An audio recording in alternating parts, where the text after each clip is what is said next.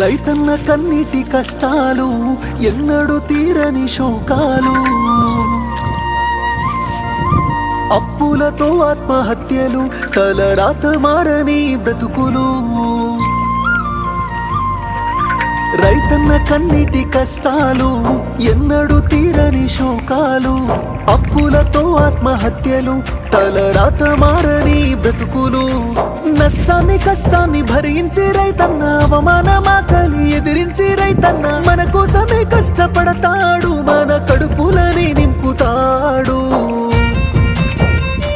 అయినా రైతన్నకి నాడు ఉండదు కంటి నిండా కునుకు, రైతన్నకే పూట దొరకదు కడుపు నిండా మితుకు. అయ్యో రైతన్నకే నాడు ఉండదు కంటి నిండా కునుకు, రైతన్నకే